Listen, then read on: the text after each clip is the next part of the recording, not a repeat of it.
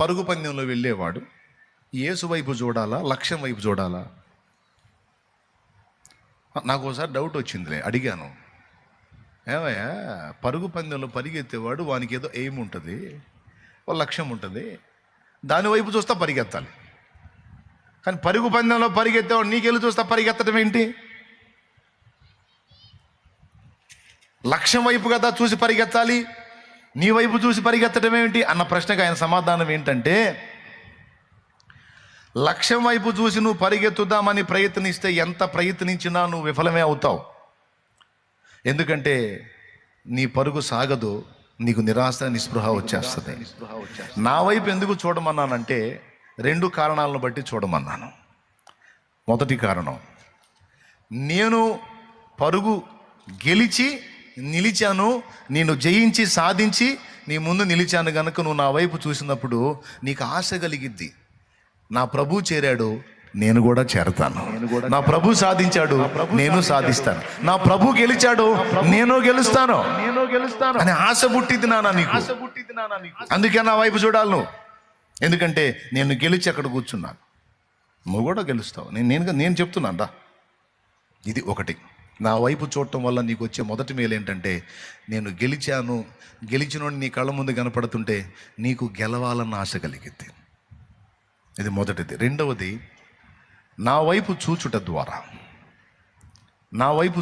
ద్వారా నీలో విశ్వాసం బలపడతా ఉంటుంది. ఎప్పుడైతే నీలో విశ్వాసం బలపడుతుందో అప్పుడు నా శక్తి నీ మీద పనిచేసిద్ది. నీలో విశ్వాసం బలపడనంత వరకు నా శక్తి నీ మీద పనిచేయదు. నేను ఎంత పవర్ఫుల్ అయినా అది నీ మీద పనిచేయదు. నీలో విశ్వాసం బలపడితే, నా యందలి విశ్వాసం నీలో బలపడి నువ్వు నా వైపు చూస్తే అప్పుడు నా ప్రభావం నీ మీద పనిచేసిద్ది. అప్పుడు ఖచ్చితంగా నువ్వు సాధించగలుగుతావు. ఒకటి, గెలిచిన నేను నీకు మాదిరిగా ఉన్నాను కనుక గెలవాలన్న ఆశ నీకు ఉంటుంది. రెండవది, నా వైపు చూచుట ద్వారా విశ్వాసం వృద్ధి అవుతుంది. ఎందుకంటే నేను విశ్వాసానికి కర్తని మరియు దాన్ని కొనసాగించేవాడిని. నా వైపు చూచుట ద్వారా విశ్వాసం బలపడుతుంది, తద్వారా నా శక్తి నీ మీద పనిచేస్తుంది. అప్పుడు మాత్రమే నువ్వు సాధించగలవు. అందుకే నా వైపు చూసినాడు. హెబ్రీ పత్రికలో రాయించాడు. హెబ్రీ పత్రిక 12:2-3 వచనాలు చూడండి ఒకసారి, అండర్లైన్ చేసుకోండి. విశ్వాసమునకు కర్తయు దానిని కొనసాగించువాడునైన యేసు వైపు చూచుచు మన ఎదుట ఉంచబడిన పందెములో ఓపికతో పరిగెత్తుతుము. చాలు. ఎటు చూస్తూ? యేసు వైపు చూస్తూ. యేసయ్య ఏం చెప్తున్నాడు? ఆగమంటున్నాడా, సాగెళ్ళమంటున్నాడా? ఏం సాగుతా ప్రవ్వా, అన్ని అప్పులే ప్రవ్వా, సంవత్సరాల నుంచి చచ్చిపోతున్నా ప్రవ్వా, అసలు బతకాలనిపించట్లేదు నాయన. ఏం చింతపడవాలి, ఇప్పటిదాకా నడిపించుకొచ్చావుగా, అట్లాగే నడుస్తూ ఉండు, నడిపిస్తూ ఉండు. ఉంటే నేను చెప్పానుగా, నువ్వు కొనసాగు, ముందుకు చెప్తా. కొనసాగితే నువ్వు వెళ్ళుచూ ఉండగా నీకు విడుదల వచ్చింది. నీకు తెలియకుండా నీ కార్యం జరిగింది. నేను చూసుకుంటా, నీకేందున్నాడు.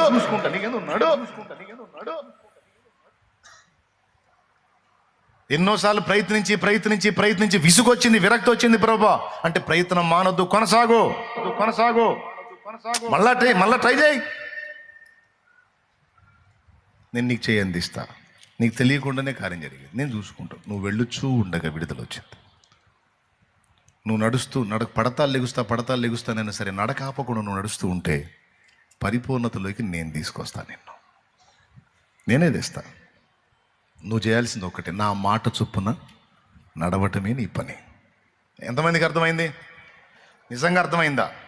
ఇంకా అర్థమైతే ఇంక నేనేం చెప్పాల్సిన అవసరం లేదు. దేవునికి స్తోత్రం.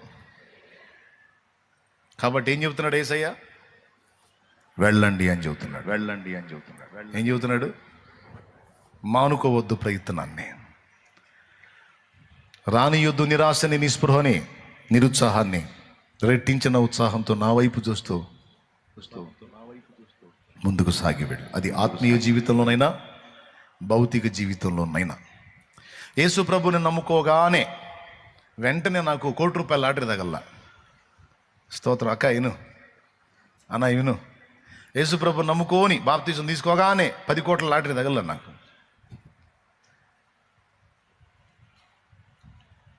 సమస్యలు కొనసాగుతూనే ఉన్నాయి. ప్రభువా అని ఆయన వైపు చూస్తానే ఉన్నాను. ఆయన డైలాగ్ ఒకటే,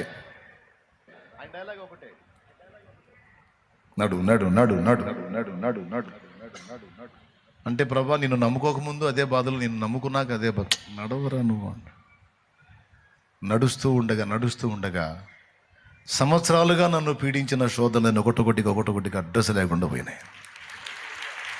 ఇది నడకలో కొనసాగుతున్నప్పుడు జరిగింది కానీ నువ్వు ఇవన్నీ వదిలిస్తే కానీ నేను నడవను అని కూర్చుంటే జరగల.